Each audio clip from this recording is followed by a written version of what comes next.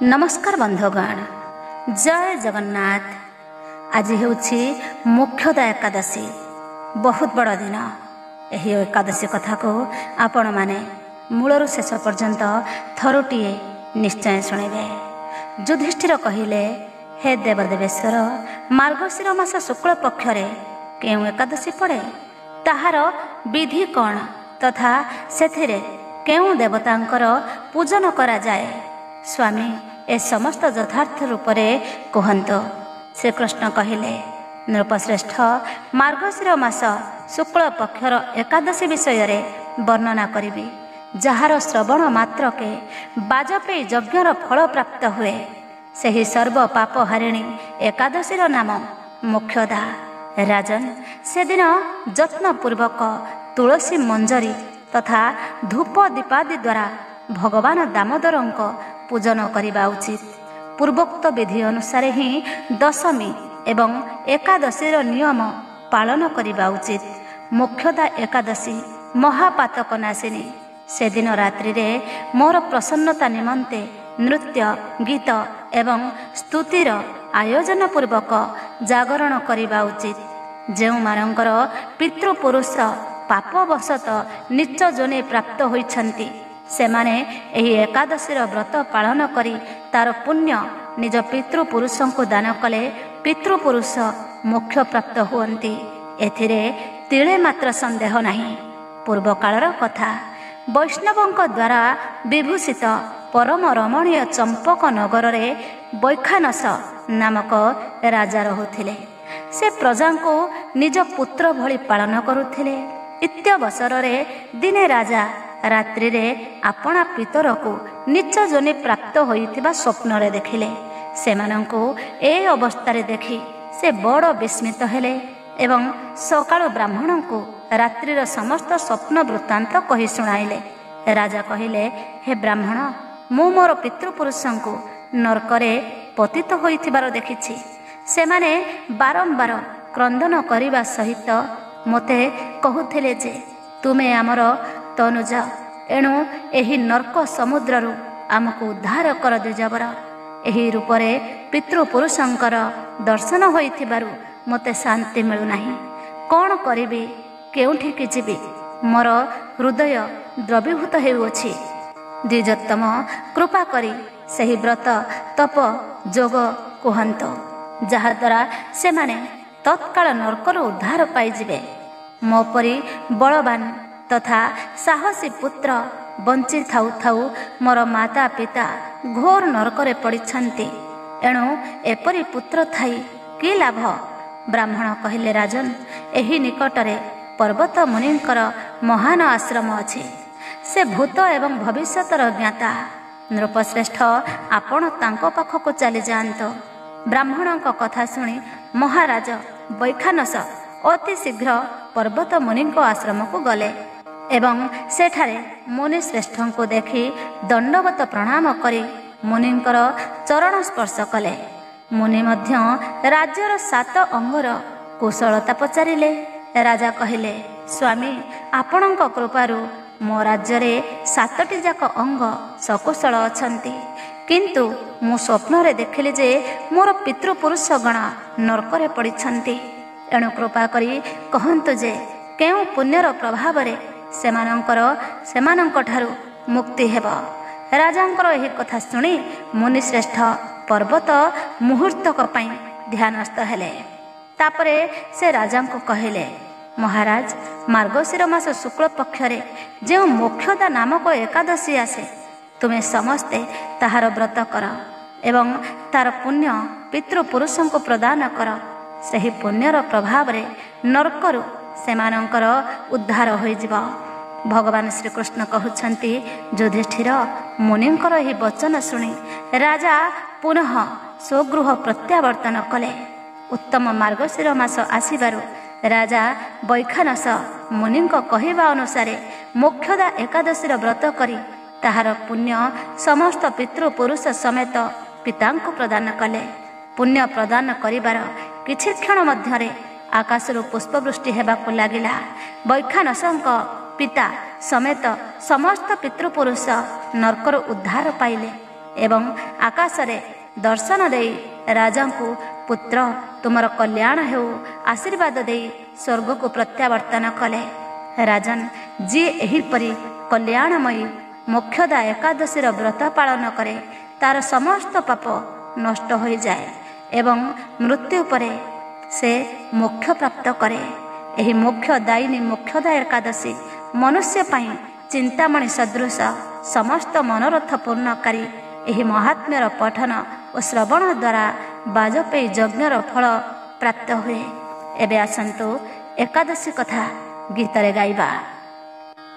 ଯୁଧିଷ୍ଠିର ବାଚ କହନ୍ତି ରାଜା ଯୁଧିଷ୍ଠିର, ଶୁଣିବା ପ୍ରଭୁ ଦାମୋଦର, କୃଷ୍ଣ ପକ୍ଷର ଏକାଦଶୀ କଥା ଶୁଣିଲି ବ୍ରହ୍ମରାଶି। ଏବେ ମାସ ଶୁକ୍ଳ ପକ୍ଷ ଏକାଦଶୀର ନାମ ମୁଖ୍ୟ, କହିବା ଯେ ବିଧି ବିଶେଷ କେହୁଏ କେଉଁ ଫଳେ ତୋଷ। ଶ୍ରୀକୃଷ୍ଣ ବାଚ କୃଷ୍ଣ କହନ୍ତି ମହାରାଜ, ଉତ୍ତମ ପଚାରିଲେ ଆଜ, ଅତି ବିମଳେ ପ୍ରତି ଦଶ, ତୁମ୍ଭର ପ୍ରଚରିବ ଯଶ। ଜାଣି ତାହାକୁ ତ୍ରିଭୁବନେ, କରିତରିବ ଜନମାନେ। ଏ ମାଘ ଶୁକ୍ଳ ଏକାଦଶୀ, ମୁଖ୍ୟ ନାମରେ ଯେ ପ୍ରକାଶୀ। ଯାହାକୁ ଶୁଣିନ ସକଳ, ଲଭନ୍ତି ବାଜପେୟ ଫଳ। ଏ ସର୍ବ ପାପ ହର ପର, ଏଥିରେ ପୂଜା ଦାମୋଦର। ଦଶମୀ ଦ୍ୱାଦଶୀ ସହିତ, ପୂର୍ବ ବିଧିରେ ଏ ବିହିତ। ଶୁଣ ଏକାଦଶୀ କଥା, ଅଛି ଯେ ପୌରାଣିକ କଥା। ଯେ ପିତା ମାତା ସୁତ ଭ୍ରାତା, ଯେ ଅନ୍ୟ ଅଟେ ଅତି ଗତା। ଏ ବ୍ରତ କରି ପୁଣ୍ୟ ହେଲେ, ଭବ ଦୁଃଖରୁ ତରେ ଭଲେ।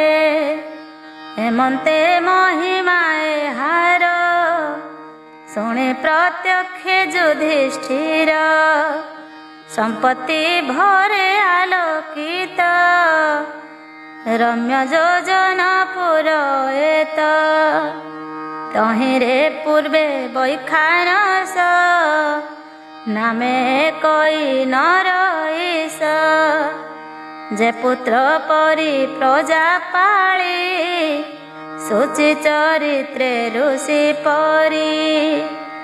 ଯେଉଁ ଦେଶରେ ଦ୍ୱିଜ ଗଣ, ଚତୁର୍ବେଦରେ ପରାୟଣ।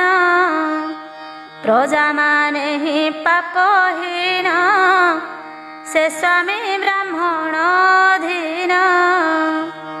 একই দিনে নরেশ দেখিলে স্বপ্নে পিতবাস দেখি বিরূপ স্বপ্ন চিন্তি বিস্মিত হই সে নৃপতি ডকাই দ্বিজকু বসাই কহিলে স্বপ্নে দেখিলহি পিতা নরকে থাই মতে বইরে উদ্ধার তুমতে দেখিয়ে দুষ্ট স্বপ্ন মুহি পুত্র দ্বারা দিরুচু নাহি কিবা করিবি জীবি কাহি কি ধর্ম কর্ম করিবই কি অবাদান কিবা তপ যেবে তরিবে মোর বাপ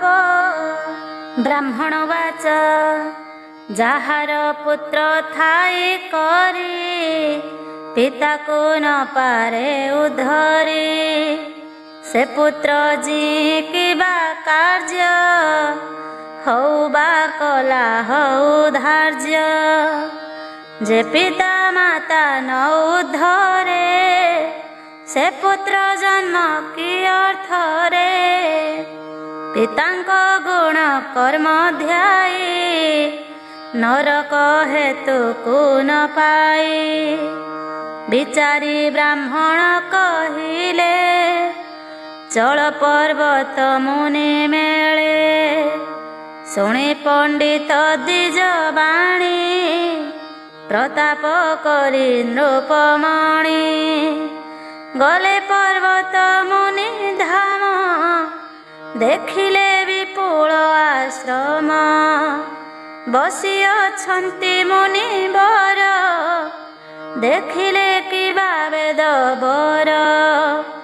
ଚାରି ପାଖରେ ବେଦନାଦ, ଶୁଣି ବିସ୍ମିତ ମୁଖ ଚାନ୍ଦ। ଦେବ ମୁନିଙ୍କ ବୈଖାନସ, ମନେ ପାଇଲା ବଡ଼ ତୋଷ। ମସ୍ତକେ ଯୋଡ଼ିବେନି କର, ପଢ଼ିଲେ ସତରେ ପୟର। ଉଠି ମୁନିଙ୍କ ଆଜ୍ଞା ପାଇ, ସ୍ତୁତି କରନ୍ତି ନର ସାଇଁ। ବୈଖାନସର ଭକ୍ତି ଦେଖି, ମନେ ପବିତ୍ର ହୋଇ ସୁଖୀ। ପଚାରି ସପ୍ତାଙ୍ଗ କୁଶଳ, ଆଶିଷ କରେ ଅନୁକୂଳ। କହନ୍ତି ନୃପ ସପ୍ତାଙ୍ଗରେ, କୁଶଳ ଏ ଅନୁପ୍ରକାରେ। ତୁମ୍ଭର ଯହିଁ ଅନୁଗ୍ରହ, କି ତହିଁ ଈଶ୍ୱର ନିଗ୍ରହ। ଆତ୍ମା ଆତ୍ମଜ ଦ୍ୱାରା ମୋହି, ସେ ସର୍ବେ ସର୍ବ ଶୁଭ କହି। କେବଳ ଆକୁଳ କାରଣ, ଜାଣ ହୋଇଛି ଆଜ ଦିନ। ଦେଖିଲି ଅଧୋଗତି ଗତ, ହୋଇଅଛନ୍ତି ମୋର ତାତ। କେଉଁ ଦାନରେ କେଉଁ ବ୍ରତ, ମୁକ୍ତ ହୋଇବେ ମୋର ତାତ। ଏ ମୋର ସଂଶୟ ଭେଦନେ, ଅଇଲି ତୁମ୍ଭ ସନ୍ନିଧାନେ। ପର୍ବତ ଧ୍ୟାନ କଲେ ଶୁଣି, ଯହିଁରେ ଭୂତ ଭାବ ଜାଣି। ମୁହୂର୍ତ୍ତେ ଧ୍ୟାନ କରି ଜାଣି, ଯହିଁରୁ ହେଲା ସ୍ୱର୍ଗବାଣୀ। କହିଲେ ବୈଖାନସ ଶୁଣ, ପିତାଙ୍କ ନରକ କାରଣ। ଋତୁକୁ ଜାଣି ନରପତି, ଦୂତି ପାଖରେ ଉପସ୍ଥିତି। କନିଷ୍ଠା ପରବଶ ହେଲେ, ଜ୍ୟେଷ୍ଠାର ଋତୁ ଭଙ୍ଗ କଲେ। ସେହି ଦୋଷରୁ ପରିପାକ, ହେଲା ପିତାର ଅଧୋଲୋକ। କାଳ ଯେ ଜାଣି ଋତୁ ନାଶ, ନ ଯାଏ ଯୁବତୀର ପାଶ। ବାଳଗୋ ହତ୍ୟା ଅପରାଧେ, ସେ ଆସେ ଲିପ୍ତ ହୁଏ ମଧ୍ୟେ। ପଥକୁ ଅଛି ପ୍ରତିକାର, କହିବା ଶୁଣ ନୃପବର। ପିତାର ମୁଖ୍ୟ କାମ ପାଇଁ, ମୁଖ୍ୟ ବ୍ରତକୁ କର ତୁହି। ବିଧି ଜାଗର କରି ପୂଜା, ପୁର ସହିତେ କର ରାଜା। ଭକ୍ତି ଶ୍ରଦ୍ଧାରେ ବ୍ରତ କରି, ସମର୍ପି ପୁଣ୍ୟ ସ୍ଥାପି କରି। ପିତାର ସ୍ୱର୍ଗ ଲାଭ ହେବ, ତୁମ୍ଭର ପୁଣ୍ୟ ଯଶ ଥିବ। ଯେ ମାର୍ଗ ଶୁକ୍ଳ ଏକାଦଶୀ, ସେହି ସେ ମୁଖ୍ୟ ନାମେ ଭାସି। ଶୁଣି ସନ୍ଦେହ ନାଶି ବ୍ରତ, ମୁନିଙ୍କି କରି ଦଣ୍ଡବତ। ବହୁତ ଜନେ କରି ପୂଜା, ଅନୁଜ୍ଞା ମାଗି ଗଲେ ରାଜା। ବାଜିଲା ଡିଣ୍ଡି ବନ ଘରେ ଏ ମୁଖ୍ୟ ବ୍ରତ କରିବାରେ ଦଶମୀ ପ୍ରାତ ଅବଧାରୀ ପୁର ସହିତ ଦଣ୍ଡଧାରୀ ସ୍ନାନ ସାରିଣ ସାବଧାନ ହେଲେ ଯେ ବିଧେୟ ବିଧାନ ସଂକଳ୍ପେ କଲେ ମହାବ୍ରତ ହେବେ ମୋ ପିତା ସ୍ୱର୍ଗଲୋକ ପୂର୍ବ ପାତକ ନାଶ ହେବ ପୁଣ୍ୟ ବାସନା ଉପଜୀବ ମଧ୍ୟାହ୍ନେ କସାରି ନିଜ ଦେବତା ଅନୁସରି ଭକ୍ତେ ଭବିଷ୍ୟ କରି ଦୀପ ଜାଳି ଜାଗ୍ରତ ହେଲେ ନୃପ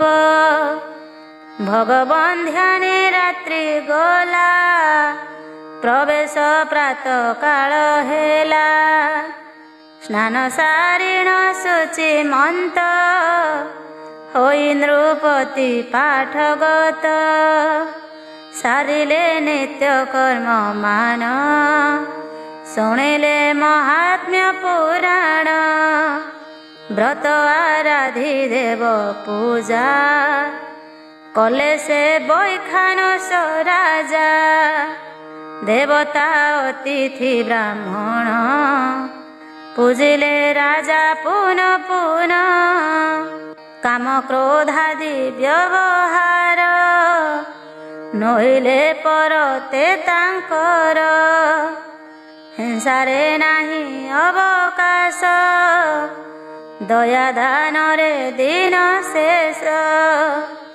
ସାୟଂକାଳରେ ସ୍ନାନ ସାରି ପ୍ରଭୁଙ୍କୁ ସେବା ପୂଜା କରି ଜାଗର ଜାଳି ଉଜାଗରେ ହୋଇ ରହିଲେ ନୃପବରେ ଚାରି ପ୍ରହରେ ପୂଜା ଚାରି କଲେ ସେ ନୃପତି ବିଚାରି ଏ ରୂପେ ଏକାଦଶୀ ବ୍ରତ କଲେ ସେ ପୁରର ସହିତ ବିପ୍ର ବୈଷ୍ଣବ ସାଧୁ ବ୍ରତି ଏ ସଙ୍ଗ କରି ନରପତି ଜାଗର ଜାଳି ଉଜାଗରେ ରହିଲେ ଦେବତା ଘରେ କୃଷ୍ଣର କଥା ସୁଧା ପାନ କରି ବିସ୍ମରି କ୍ଷୁଧା ଦିନ ଦେଖି ବୈଷ୍ଣବ ସଂକୀର୍ତ୍ତନ କରିଣ ଶ୍ରୀକୃଷ୍ଣ କୀର୍ତ୍ତନ କଲେ ତ୍ରିପାଦ ଅବଶେଷ ସ୍ନାନକୁ ଗଲେ ବୈଖାନସ ସ୍ନାନ ସନ୍ଧ୍ୟାଦି ସାରି ବସି ଅତିଥି ବ୍ରାହ୍ମଣ ସନ୍ତୋଷୀ ଜଳପାତ୍ର କି ଧରି କରେ କହନ୍ତି ବ୍ରାହ୍ମଣ ନିକରେ କଲି ମୋ ମୁଖ୍ୟ ଏକାଦଶୀ ପୁରନଗର ଜନମେସି ଏ ମୁଖ୍ୟ ଏକାଦଶୀ ଫଳ ପିତାଙ୍କୁ ଦେଇଣ ସକଳ ଏଣୁ ମୋ ପିତା ସ୍ୱର୍ଗ ଯାଉ ବିପ୍ର ବୋଇଲେ ଅସ୍ତୁ ହେଉ ପିତା ମାଇଲେ ମହାତୁଷ୍ଟି ଆକାଶ ହେଲା ପୁଷ୍ପ ବୃଷ୍ଟି ବିଷ୍ଣୁ ଗଣରେ ସମାବୃତ ହୋଇ ସେ ବୈଖାନସ ତାତ ପୁତ୍ରକୁ ସ୍ୱସ୍ତି ଦାନ କଲେ ବିମାନେ ବସି ସ୍ୱର୍ଗ ଗଲେ ଜାଣ ସାକ୍ଷାତ ଫଳ ରାଜା ବିପ୍ର ବୈଷ୍ଣବ କରି ପୂଜା ଆନନ୍ଦ ହୋଇ ପୁରେ ଗଲେ ଦ୍ୱାଦଶୀ ବିଧି ଆଚରିଲେ ବନ୍ଧୁ ବାନ୍ଧବ ସଙ୍ଗେ ଘେନି ହବିଷ୍ୟ କଲେ ରାଜମୁନି ଏହାଙ୍କ ପ୍ରସଙ୍ଗେ ବିଧିକି କହିଲେ ଆଣିବ बुद्धि की सुजने हुओ सावधान कर एकादशी मान कहन्ति प्रभु दामोदर शुण हे राजा युधिष्ठिर आउ ए व्रत बगी करिबार जे पढ़े अबा शुणे नर तार निश्चय पाप क्षय हुए अशेष पुण्यमय सेवा जपेय फल लभे जेबे प्रवर्ति स्तुति लोभे ए ब्रह्म स्वभावे मोक्षद विचारे चिंतामणि भेद इच्छानुकूल फल पाई अबा मोक्ष को से लभई। इति श्री ब्रह्मांड पुराणे मार्गशीर शुक्ल मोक्षिकादशी महात्म्ये द्वितीय अध्याय। एबे आसंतु श्री श्री तुलसी देवी महापुराण शुणिबा। एकादशी रे तुलसी पुराण निश्चय शुणंतु। प्रथमे तुलसी को जणाण। नमो मा तुलसी देवी करुणा सागरी श्री विष्णुंकर तु हि जे अटु मनहारी परम वैष्णवी मात जगत रहिते विजय कलु कଳି जुगे वृक्ष रूपे मर्ते महानित्य धाम रतु अटुमा प्रहरी बिना दोषरे आसिलु मर्ते अवतरी सत्य जुगे नाम गोटी तोर सत्यवती पराशर ऋषिंकर होइलु मा पत्नी तो गर्भरु व्यासदेव होइले जन्म जगतरे द्वितीय विष्णु रूपे हेले गण्य त्रेता जुगरे मालती रूप तु होइलु वृक्ष रूपरे प्रभुको पूजारे लागिलु द्वापर जुगरे मागो त्रिपुरा तो नाम मया दैत्य पत्नी रूपे जापिलु जीवन कଳି जुगे वृंदावती तोहि मा तुलसी जलंधर पत्नी हेलु मोर तरे आसी प्रभात उठित मुख जे करे दर्शन सकल पातक तार होई बर संध्या काले गोमयरे तो स्थान लिपई संध्यावती देई जेहु ओळगी हुई हेउ नारी की बानर दयारे तोहर पुत्र द्वारा सुत चित्ते भरी जाए घर मूले थांती गंगा डाले थांती दामोदर देवता माने थांती पत्र रे तोहर नमो मा तुलसी देवी विष्णुको घरणी शक्ति प्रदायिनी मात मंगलकारिणी सर्वजन हित कारिणी मागो तुलसी दीन बुद्धि मंतर तु सहाय भरसा। ग्रंथ सूचना शुण विदुष मंडली देई मन कन परम पवित्र ग्रंथ तुलसी पुराण सर्वजनकर हिते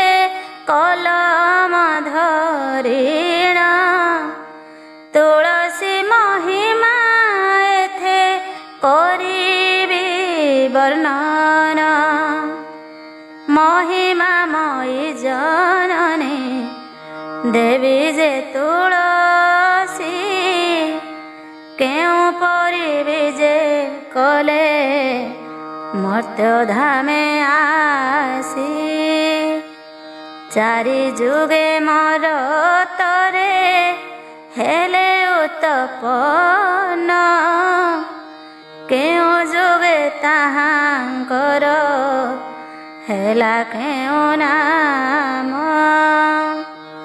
बुझाइण सेही कथा लेखुअछि मुहि तुलसी अति पवित्र वृक्ष जे अटई विष्णुଙ୍କ शिରରେ सेही चढ़न्ति किंपाई सर्व पूजा द्रव्य मध्ये तुलसी पतर काहे पाई पड़े सर्वे करन्ति आदर तुलसी पुराण अटे परम पवित्र गीत छंदरे लेखई दीन बुद्धिमंत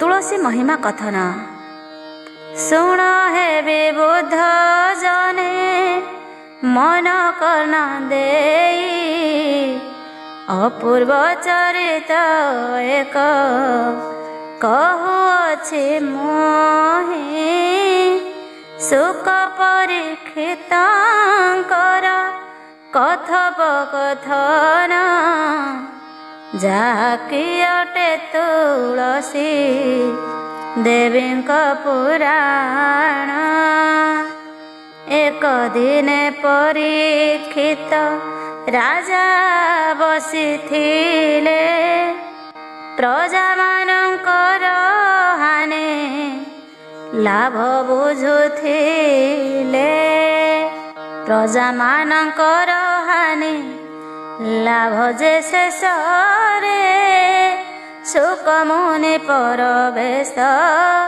होइले सेठारे बोलंती हे महामुनि पादे पड़ी सोई बड़ भाग्य दर्शन देल दया बही श्री शुकवाच परीक्षा नृपतिंकर वचन शुणिले सुखदेव अतीत से वचन भासिले चतुर्मास्य तुम्भपुरे जापी विराजन जे निमन्ते तुम्भपुरे कली आगमन पारिबो कि मो निमित्त बास एक देई शुणिण कहन्ति अभिमन्यु रतनई परीक्षित वाच आपणकर दयारे राइज महर प्रजा माने रहिछन्ति आहे मुनिवर छार स्थान एक जेबे न पारिब देई कि होइब लाभ एते बड़ राजा होई एते कही एक गृह देखाई न देले सुख मुनि रही गले मन आनंद रे एही परी एक दिन अतीत होइला शुण हे विदुषे एथु अन्ते जाहा हेला दिने राजा परीक्षित होई हस हस ताहांक निकटे जाई होइले प्रवेश बोलंती हे ब्रह्मवेत्ता मोर बाणी शुण बुझाइण कुह मते तुलसी पुराण परीक्षितंक विनय ଦେଖି ସୁକ ଜ୍ୟୋତି କୁହନ୍ତି ଶୁଣରେ ସର୍ବ ଅର୍ଜୁନର ନାତି। ଶ୍ରୀ ଶୁକବାଚ ମହିମାମୟୀ ତୁଳସୀ ଧାତ୍ରୀଙ୍କ ଉତ୍ତମା ବୁଝାଇ କହୁଛି ଏବେ ତାଙ୍କର ମହିମା।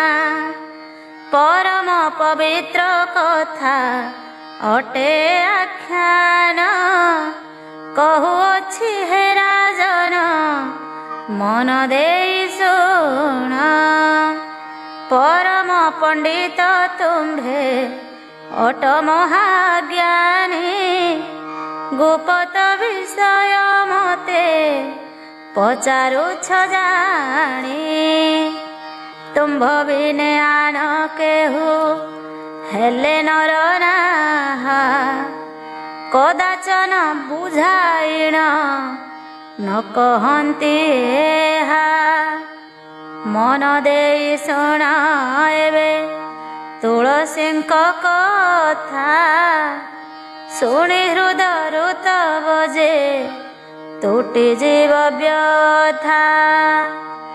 ବିଧି ମତେ ଚଉରାକେ କରିଅଛି କାହିଁ ତା ମଧ୍ୟେ ତୁଳସୀ ବୃକ୍ଷ ଯତନେ ଲଗାଇ। ଚତୁଃସମଲେପି ଅଛି ଚଉରା ଉପରେ ଶକତ ଖଞ୍ଜାବର କେଉଁ ଚଉରାରେ ସୁବର୍ଣ୍ଣ ପାତିଆ ଅବା ଲାଗିଅଛି କାହିଁ ତା ମଧ୍ୟେ ବିଜୟ ମା ତୁଳସୀ ଦୟାମୟୀ। ପଦ୍ମ ଫୁଲ ପ୍ରାୟ ଦିଶେ କେବଳ ଚଉରା ନାନା ଚିତ୍ର ବିଚିତ୍ରରେ କିଏ ଅବା ଭରା। ଅଷ୍ଟକୋଣ ଚଉରାକେ କରିଅଛି ଦ୍ୱାରେ ତୁଳସୀଙ୍କୁ ଲଗାଇଛି ଉତ୍ତମ ପ୍ରକାରେ। 16 କୋଣ କାହିଁ 32 କୋଣ ଚଉରା ବିଜେ କରିଛନ୍ତି ଦୁଃଖୀ ଜନ ମାତୃପୁରା। ପ୍ରସ୍ତର ପିଢ଼ କାହାର ଚାରିପାରୁଷରେ ପଦ୍ମରାଗ ଖଞ୍ଜା ହୋଇ ଜନମନହରେ। ବିବିଧ ଚଉରା ମାନ ହୋଇଛି ନିର୍ମାଣ ବିବିଧ ବସ୍ତ୍ର ଯେ ଦିଆ ତହିଁ ଉପରାଣ। ସର୍ବାଗ୍ରେ ତୁଳସୀ ବୃକ୍ଷ ପାଉଅଛି ଶୋଭା ତହିଁର ମହିମା ମୁହିଁ କି କହିବି ଅବା। ତୁଳସୀ ପତ୍ର ପୂର୍ବ ବାସ୍ନା ଯେ ହୁଇ ଆଘ୍ରାଣ କରିଲେ ଥରେ ମନ ନିଏ ମୋହି। ଦ୍ୱାରକା ନବରେ ପୁରେ ପୁରେ ରହିଥାଇ ପୂଜନ୍ତି ଦ୍ୱାରକାବାସୀ ଆନନ୍ଦିତ ହୋଇ। ଅପୂର୍ବ ମହିମା ଏହି ତୁଳସୀ ବୃକ୍ଷର ମନ କର୍ଣ୍ଣ ଦେଇ ଶୁଣ ଆହେ ନରବର। ମୂଳେ ଗଙ୍ଗା ଦେବୀ ତାର ଥାନ୍ତି ଅନୁକ୍ଷଣ ଡାଳେ ସ୍ୱୟଂ ବିଷ୍ଣୁଙ୍କର ନିଜ ବାସସ୍ଥାନ। ଇନ୍ଦ୍ର ଚନ୍ଦ୍ର ସୂର୍ଯ୍ୟ ଯମ ନୈଋତ ଗଣ ବିଦ୍ୟାଧର ଯକ୍ଷ ରକ୍ଷ ଗନ୍ଧର୍ବ ବାରଣ ସବୁଙ୍କର ବାସସ୍ଥାନ। ତାପତ୍ର ମଧ୍ୟରେ ପରମ ପବିତ୍ର ତେଣୁ ମୋର ସଂସାରରେ ଯେଉଁ କଥା ପୁଛା କଲୁ ମନ ଦେଇ ଶୁଣ। ସମସ୍ତ ଶୁଭ କାର୍ଯ୍ୟ ଯେ ପତ୍ରମାନଙ୍କର ଲୋଡ଼ା ହୁଏ ମନେ ରଖି ଥାଅ ନରବର। ଦିନ ବୁଦ୍ଧିମନ୍ତ ସ୍ମରି ମାତାଙ୍କ ଚରଣ ମହାନନ୍ଦେର ଚଇ ଏ ମହାପୁରାଣ। ଗୋଲକ ବୈକୁଣ୍ଠ ରାସ କ୍ରୀଡ଼ା ପରୀକ୍ଷିତ ବାଚ ଏଥୁ ଅନ୍ତେ ପରୀକ୍ଷିତ ଯୋଡ଼ିବେନି ହସ୍ତ ସୁକମୁନିଙ୍କ ଚରଣେ କଲେ ପ୍ରଣିପାତ। ବୋଲନ୍ତି ହେ ବ୍ରହ୍ମ ଜ୍ଞାନୀ ଅନୁଗ୍ରହ କର ପ୍ରଥମେ ତୁଳସୀଙ୍କର କାହିଁ ଥିଲା ଘର। ମର୍ତ୍ତ୍ୟପୁରେ କାହିଁ ପାଇଁ ହୋଇଲେ ଜନମ ସକଳ ଚରିତ ମତେ କୁହ ନୃପରାଣ। ପରୀକ୍ଷିତଙ୍କ ବଚନ ଶୁଣି ସୁକ ମୁନି ଯେଉଁ କଥା ପୁଛା କରୁ ଶୁଣ ନରମଣି। ଶ୍ରୀ ଶୁକ ବାଚ ରାଜନଙ୍କର ବଚନ କର୍ଣ୍ଣରେ ଶୁଣିଲେ ଦରହସିଣ ତାହାଙ୍କୁ ବଚନ ବଇଲେ। ତୁଳସୀ କେ କେଉଁ ସ୍ଥାନେ ନିବାସ ତାଙ୍କର କିଏ ପିତା ମାତା ତାଙ୍କ ଶୁଣ ନୃପବର। ପରମାତ୍ମାଙ୍କର ପ୍ରିୟ ନନ୍ଦିନୀଟି ସେହି ନିତ୍ୟ ସ୍ଥଳ ରସ ଦ୍ୱାରା ପ୍ରହରାଦିଅ ପରମ ଶକତିମୟୀ ଅଟନ୍ତି ସେ ସତୀ ରାଧାଙ୍କର ସହଚରୀ ମର୍ତ୍ତ୍ୟ ଉତ୍ପତ୍ତି। ମହାନିତ୍ୟ ଗୋଲକରେ ରହିଥାନ୍ତି ସେହି ନାମ ତାହାଙ୍କ ତ୍ରିପୁରା ଶୁଣ ହେ ରାଜନ। ସାପ ବଳେ ମର୍ତ୍ତ୍ୟପୁରେ ହେଲେ ଅବତୀର୍ଣ୍ଣ। ପରୀକ୍ଷିତ ବାଚ ସାପ କଥା ଶୁଣି ପରୀକ୍ଷିତ ଯେଉଁ ବାଚ ମନ୍ଦେ ହସିଣ କହନ୍ତି ମଧୁର ବଚନ। କି ନିମନ୍ତେ ମହାନିତ୍ୟ ଗୋଲକପୁରରେ ସାପ୍ୟ ଦେଲା କୁହ ସର୍ବ ମୋହର ଛାମରେ। ଆବର ଗୋଲକ ମହା ନିତ୍ୟ ରାସ କଥା କହ ମହାମୁନି ହୃଦୁ ହର ମୋର ବ୍ୟଥା। ଶ୍ରୀ ଶୁକ ବାଚ ଯେଉଁ କଥା ପୁଛା କଲ ଅର୍ଜୁନଙ୍କ ନାତି ବୁଝାଇଣ ସେହି କଥା କହୁଛି ସମ୍ପ୍ରତି। ସଜ ଚକ୍ର ପରେ ଅଛି ମହାନିତ୍ୟ ଧାମ ବଡ଼ କଠୋର ଜୀବନେ ସେ ଧାମ ଦର୍ଶନ। ସହସ୍ର ପାଖୁଡ଼ା ବେଢ଼ା ସୁମନ ଫୁଟିଛି ଗୋଲକ ମହାନିତ୍ୟର ସ୍ୱାଭାବିକ ଶୁଛି। ଦିବାନିଶି ନାହିଁ ନାହିଁ ଆଲୋକ ଅନ୍ଧାର ନାହିଁ ଦୁଃଖ ଜରା ବ୍ୟାଧି ବ୍ୟାଧି ଯେ ଆବର। ଅପୂର୍ବ କାନ୍ତି ଝଟକେ ସେ ପୁର ମହିମା କି ବର୍ଣ୍ଣିବି ଚାହିଁବି ଯେ ନିଜେ ପରମାତ୍ମା। ଅଷ୍ଟ ସଖୀ ନିତ୍ୟ ସ୍ଥଳେ ରହିଣ ଅଛନ୍ତି ଇନ୍ଦୁ ଚିତ୍ର ଲେଖା ତୁଙ୍ଗ ସଙ୍ଗେ ମହାସତୀ 16 ସହସ୍ର ଗୋପୀ ଅଛନ୍ତି ସେଠାରେ। ରାସ କ୍ରୀଡ଼ା ଚାଲିଅଛି ସେ ମହାନିତ୍ୟରେ।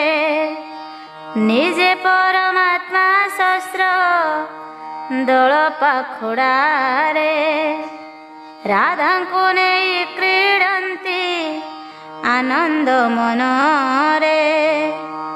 ନାହିଁ ଇନ୍ଦ୍ର ନାହିଁ ଅସ୍ତ ବିହାର କରନ୍ତି। ଅଗମ୍ୟ ସ୍ଥାନରେ କେହି ଗମି ନ ପାରନ୍ତି। 16 ସହସ୍ର ଗୋପୀ ଅଷ୍ଟସଖୀ ସଙ୍ଗେ ବିହାର କରୁଅଛନ୍ତି ନିତ୍ୟ ନାନା ରଙ୍ଗେ। ମହାନିତ୍ୟ ରାସ ଏକା ଯୋଗୀ ମୁନି ଋଷି ଦର୍ଶନ କରନ୍ତି ଆନ ନ ପାରନ୍ତି ପଶି। ଷଡ଼ଚକ୍ର ଭେଦି ଯେହୁ କରିବ ଗମନ। ମହାନିତ୍ୟ ରାସ ସେହୁ କରିବ ଦର୍ଶନ। ଆଦ୍ୟ ଦ୍ୱାରେ ଗଣନାଥ ଅଛନ୍ତି ବସିଣ। ଇନ୍ଦୁର ବାହନ ତାଙ୍କ ଦିଶେ ଶୋଭାବନ। ଦ୍ୱିତୀୟ ଲିଙ୍ଗ ଚକ୍ରରେ କାମଦେବରତି।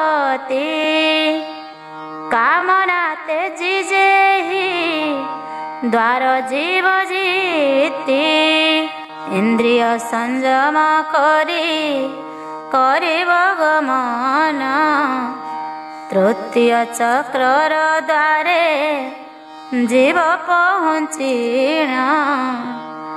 ନିଜେ ବ୍ରହ୍ମା ସାବିତ୍ରୀଙ୍କୁ ଘେନିଳ କୋଳରେ। ବିଜୟ କରିଅଛନ୍ତି ହଂସ ବାହନରେ। ଏହି ଚକ୍ର ଜିଣି ଯେବେ କରିବ ଗମନ। ଅନାହତ ଚକ୍ରେ ଯିବ ମିଳିତ ତକ୍ଷଣ। ନିଜ ଅନାହତ ପରେ ଶ୍ରୀ ବିଷ୍ଣୁ ଠାକୁର ବିଜୟ କରିଅଛନ୍ତି ଆନନ୍ଦ ମନର। ଲକ୍ଷ୍ମୀ ସରସ୍ୱତୀ ତହିଁ ବସିଣ ଅଛନ୍ତି। ସମ୍ମୁଖରେ ଉଭା ହୋଇ ଅଛି ଖଗପତି। ଶ୍ରୀ ବିଷ୍ଣୁଙ୍କ ମାୟା ଯେହୁ କରିବ ଛେଦନ। ସେଠାରୁ କଣ୍ଠ ଚକ୍ରକୁ କରିବ ଗମନ। ନିଜେ ଧୈର୍ଯ୍ୟଟି ଉମାଙ୍କୁ ଘେନି ସଙ୍ଗତରେ। ଜଗି ରହିଣ ଅଛନ୍ତି ଆନନ୍ଦ ମନରେ। ଏହା ପରେ ଷଷ୍ଠ ଦ୍ୱାର ଗଲେ ତ ଲଙ୍ଘିଣ। ପରମ ପୁରୁଷଙ୍କର ମହାନିତ୍ୟ ଧାମ। ମହାନିତ୍ୟ ଧାମେ ନିଜେ ତ୍ରିପୁରା ସୁନ୍ଦରୀ। ଜଗି ରହିଥାନ୍ତି ନିଜ ଠାଠିଣା ମାଳି। 64 ଗୋପୀଙ୍କର ମଧ୍ୟରେ ସେ ସାର। ଚଉରୂପେ ସେବା କରେ ସେଠି ପ୍ରଭୁଙ୍କର। କେଉଁ କଥା ତ୍ରିପୁରାଙ୍କୁ ନଥାଏ ଅଜଣା। କରନ୍ତି ଗୋପୀ ତାରେ ନ କହି ବଡ଼ିମା। ଯେ ଯେଉଁ ସ୍ଥାନରେ ରହି ସେବା କରିବଇଁ। ସେହି ସ୍ଥାନରେ ତ୍ରିପୁରା ତାହାକୁ ରଖଇ। ସର୍ବନାୟକାଙ୍କ ପରେ ତ୍ରିପୁରା ସୁନ୍ଦରୀ। ନିତ୍ୟ ସ୍ଥଳେ ସେବା କରେ ଆନନ ବିଚାରି। ଅନ୍ୟ ଦ୍ୱାରେ ମନ ଧ୍ୟାନ ଅଲୁପ ଦିଅଇ। ଆପଣା ଦ୍ୱାରକୁ ସଦା ସଜାଇ ରଖଇ। ସେହି ଦ୍ୱାର କଥା ଏବେ ମନ ଦେଇ ଶୁଣ। ଲକ୍ଷେ ବ୍ରହ୍ମା ବିଷ୍ଣୁ ଶିବ ନୁହନ୍ତି ଭାଜନ। ତ୍ରିପୁରାଙ୍କୁ ସନ୍ତୋଷି ଯେ ପାରେ ଭକତିରେ। ସେହି ଏକା ସେ ସ୍ଥାନରେ ଅବା ଯାଇପାରେ। ନିତ୍ୟ ସ୍ଥାନ ଦେଖିବାକୁ ଦେବତାଙ୍କ ମନ। ମାତ୍ର କେଉଁ ଉପାୟରେ ପାନ୍ତିନି ବର୍ଷନ। ତେଣୁ ମରେ ଧାମେ ଜନ୍ମି ଲଭନ୍ତି ମରଣ। ବ୍ରହ୍ମା ବିଷ୍ଣୁ ସଦା ଶିବ ତାଙ୍କରି ସମାନ। ନିତ୍ୟ ସ୍ଥାନ ଅଧିକାରୀ ତ୍ରିପୁରା ସୁନ୍ଦରୀ। ରାସସ୍ଥଳ ତେଜି ମର୍ତ୍ତେ ରହିଲା ସେ ବାଳି। ରାସସ୍ଥଳୀ ଜଗିଥାଏ କରିଣ ଯତନ। ତାକୁ ତୋଷିବାକୁ କେହି ନାହାନ୍ତି ଭାଜନ। କେବଳ ଭକ୍ତିରେ ଯେବେ କରିବ ପୂଜନ। ତରଳି ଯାଇପାରିବ ଯେବେ ତାଙ୍କ ମନ। ସଙ୍ଗରେ ନେଇଣ ସେହି କରାନ୍ତି ଦର୍ଶନ। ତାଙ୍କ ବିନେ କେ ହୋଇବ ଦର୍ଶନେ ରାଜନ। ଜୟ ଜୟ ପରମ ବ୍ରହ୍ମ ଜଗତ ଠାକୁର। ଜୟ ଜୟ ପରମ ବ୍ରହ୍ମ ଗୋଲକ ଠାକୁର। ଜୟ ଜୟ ପରମ ବ୍ରହ୍ମ ସଗୁଣ ନିର୍ଗୁଣ। ଜୟ ଜୟ ପରମ ବ୍ରହ୍ମ ଆତ୍ମାର ପରମ। ଜୟ ଜୟ ପରମ ବ୍ରହ୍ମ ରାଧା ଚିତ୍ତ ଚୋର। ଜୟ ଜୟ ପରମ ବ୍ରହ୍ମ ଜଗତ ଠାକୁର। ଦୀନ ବୁଦ୍ଧିମନ୍ତ ସଦା ତୁମ ନାମ ଧ୍ୟାଇ। ତୁଳସୀ ମହାପୁରାଣ ରଚନା କର।